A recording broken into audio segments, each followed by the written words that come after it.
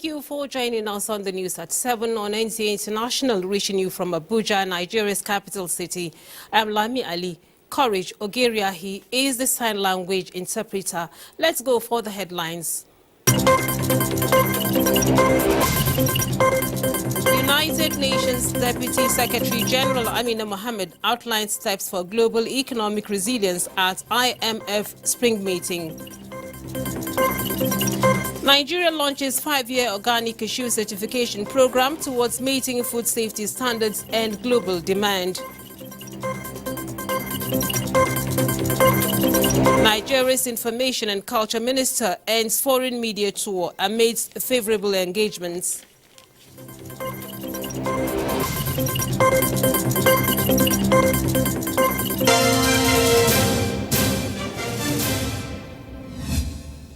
We begin from Asia, described as two largest developing countries and important emerging markets in Eastern and Western hemispheres. China and Brazil are strengthening their bilateral ties. President Xi Jinping said the overall strategic and global impact of China-Brazil relations has become increasingly prominent. Adebola Brooklyn brings us an update. This year marks the 30th anniversary of the establishment of China-Brazil Strategic Partnership, and next year will mark the 50th anniversary of the establishment of diplomatic ties between the two countries. President Xi Jinping said China has always viewed and developed its relation with Brazil from a strategic and long-term perspective and has given diplomatic priority to China-Brazil relations. He emphasized that China is ready to work with Brazil to open up a new future of bilateral relations in a new era, bring more benefits to the two peoples, play a positive and important role in peace, stability, prosperity and development of the region and the whole world. China is pursuing high-quality development and high-level opening up and advancing the rejuvenation of the Chinese nation on all fronts through a Chinese path to modernization, which will bring more opportunities to Brazil and other countries in the world. President Lula said China is an indispensable force in today's world in politics, economy, trade, science and technology. Brazil is ready to strengthen strategic coordination with China within the G20, BRICS and other multilateral frameworks, strengthening coordination and cooperation on international finance, climate change and environmental protection. Earlier, Chinese President Xi Jinping held a welcome ceremony for visiting Brazilian President Luiz Lula da Silva at the square outside the East Gate of the Great Hall of the People in Beijing. Lula is on a 4-day state visit to China. Adebola Brooklyn Sunday, NTA News. Now, the global economy is not devoid of critical developmental concerns as participants at the ongoing spring meeting weigh on solutions. United Nations Deputy Secretary General Amina Mohammed joined a panel of speakers to explore central questions around what it will take to address some of the most critical issues of our time. Leah Katungbabatunde reports that it was a platform to showcase the African leading example.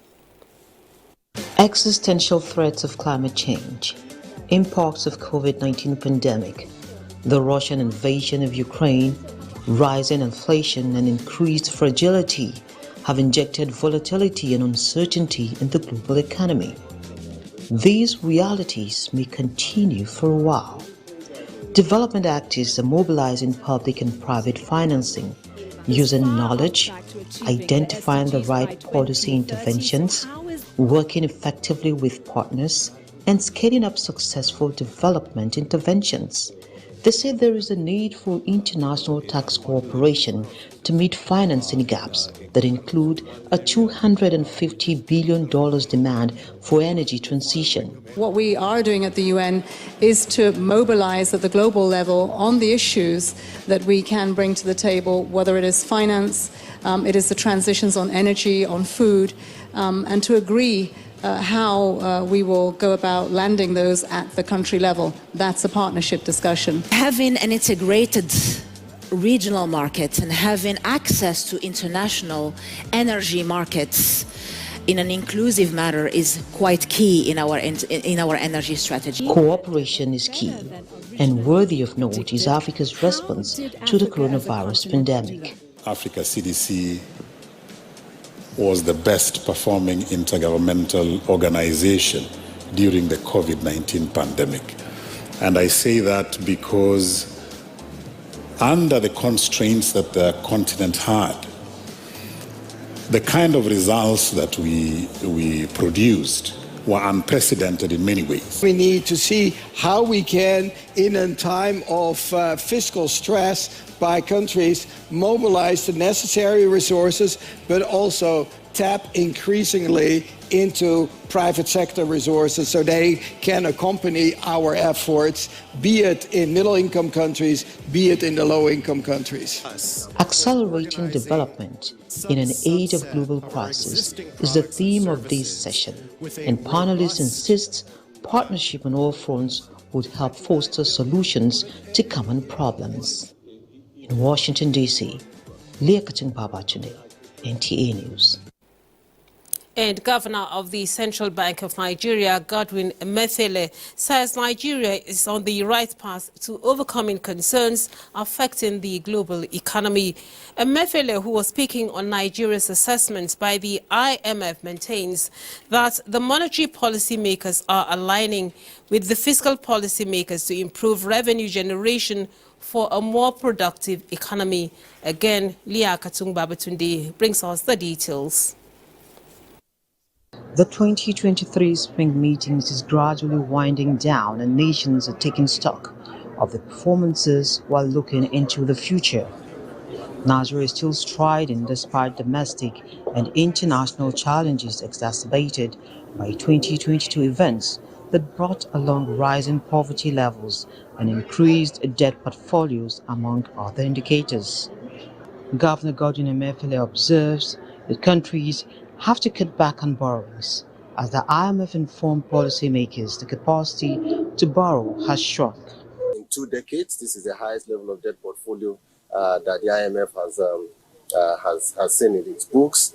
And they are unfortunately warning that they may not be in a position to do much for countries that really require more debt to be able to restructure their balance sheets and then keep going on.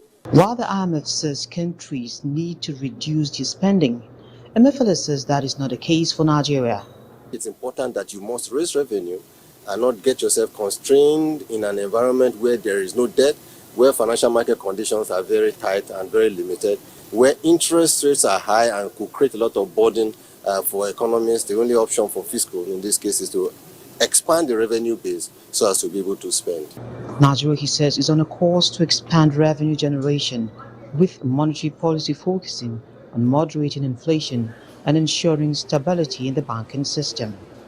From the IMF headquarters in Washington, D.C., NTA News.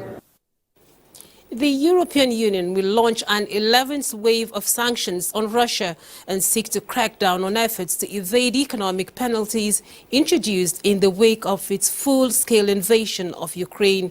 European Union Commissioner for Financial Stability, Financial Services and Capital Markets Union, Mr. McGuinness, says Europe has rolled out 10 packages of sanctions, and the EU countries have been in talks about drawing up a fresh round of sanctions against Russia in recent weeks, while 11th package of measures is on its way. McGuinness said that as well as coming up with further sanctions on Moscow, Brussels would also seek to ensure sanctions are implemented effectively so that it becomes harder for individuals and entities to circumvent them. Some countries, including Estonia and France, have called on the EU to sanction Moldovan and Georgian oligarchs allegedly working to help Russia destabilize Ukraine. The EU is working with the US, UK, Canada and Japan, among other allies, to ensure these sanctions on Russia are implemented effectively and gather intelligence on the country's attempts to evade sanctions. Now, protesters took to the streets in Japan's earthquake-hit Fukushima prefecture to denounce the Japanese government's insistence on pursuing its plans to dump radioactive wastewater from the crippled Fukushima Daiichi nuclear power plant into the sea. Adebola Brooklyn Sunday reports. The protest, which is the latest in a wave of demonstration condemning the government, was held to mark the second anniversary of the announcement of the widely criticized discharge plan. Some of the protesters said the Japanese government and Tokyo Electric Power Company should be looking at more options in dealing with the wastewater rather than pushing ahead with the highly irresponsible discharge plan.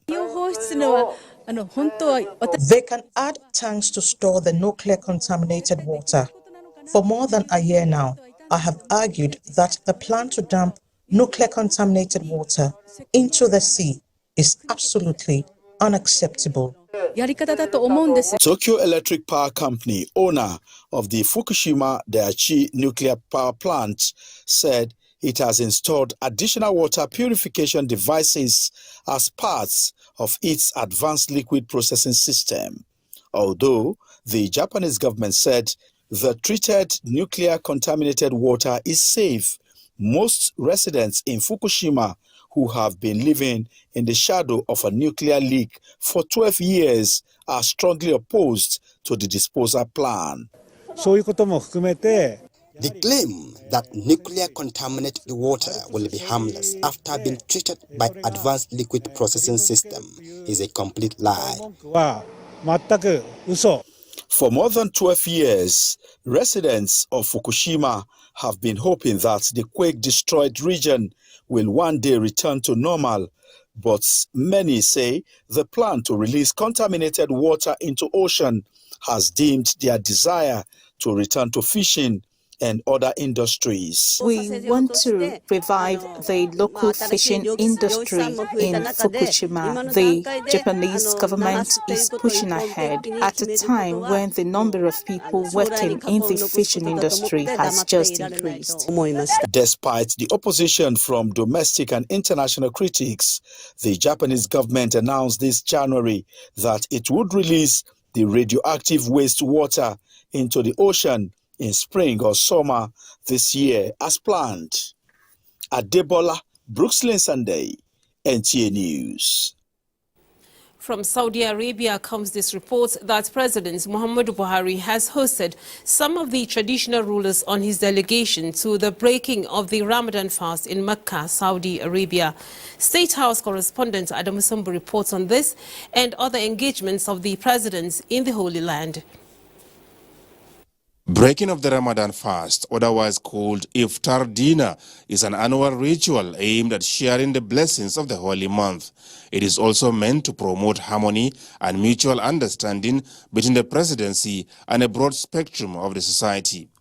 The monarchs who joined the president to perform the Lesser Hajj in Saudi Arabia were the first to be hosted in the Holy Land. President Buhari, who acknowledged the tremendous influence of the monarchs in the society, urged them to do much more in maintaining peace and harmony amongst their subjects. He also solicited support for the incoming Asiwaju Bola Ahmed Tinubu administration for sustainable growth and development of the country. One of the monarchs spoke to NTA News after the engagement with the president. All Nigerians, wherever they are, both home and abroad, let us remain in peace. We do not have any other country except Nigeria. If we destroy it, we have no place to live. So my prayer and our prayers is that those who feel angered, let them use due process to handle the matter. At the end of the day, all of us will come together and remain as brothers and sisters in one Nigeria. President Buhari's tenure is coming to an end. How will you describe his performance in office? He has done a good job, and I pray that those coming to succeed him will have to do more. Did well in Imo, in Abia, Enugu, Ebonyi, Anambra. The messages are there. More especially the Niger Bridge, which is completed. If you watch NTA, you see most times when the Obi of Onitsha comes out to thank him and appreciate what he has done for us in Southeast. Meanwhile, President Muhammadu Buhari paid a condolence visit to an elder statesman, Alhaji Aminu Dantata, over the passing of his wife, Hajia Rabi Dantata. The deceased died recently in Saudi Arabia after a protracted illness. The president prayed Allah to grant her Al-Jannah Firdausi and the Dantata family the fortitude and courage to bear the loss. The 91-year-old elder statesman, Aminu Dantata, thanked President Buhari for the sympathy visit and prayed Allah to reward him abundantly. From Makkah, Saudi Arabia, Adamu Sambu, NTA News. Information and Culture Minister Lai Mohammed says he is satisfied that the foreign media and think tank institutions abroad have considered that they got a wrong impression over the 2023 elections, particularly the presidential polls in Nigeria. The minister stated this shortly after his engagement at Chatham House in London. Anthony Folsom reports. Probably the longest stay outside Nigeria. The Information and Culture Minister was in Washington, United States. From there, he proceeded to London in the United Kingdom. Throughout, he engaged high-profile media organizations as well as think tanks, some physical, others virtually. In all, he capped his engagement in London with his meeting at Chatham House. The good news is that our mission was very successful. We were able to really correct the imbalance in the reporting, and we are living today with a better feeling, because most of the people we met actually agreed with us that they had been misinformed and that they had over-relied on the social media hype. We actually pointed out many things to them. Many of them are not even aware of the requirement to win elections in Nigeria. That it's not just a matter of plurality of votes, and that you must also win a quarter of all the votes cast in at least 2/3 of the states. In Nigeria, that means 25 states. And when we told some of them that Labour Party, scored 1/4 of votes cast in only 15 states, they were shocked. And we told them there was absolutely no pathway to victory for either the PDP or the Labour Party, because they did not meet the constitutional requirement.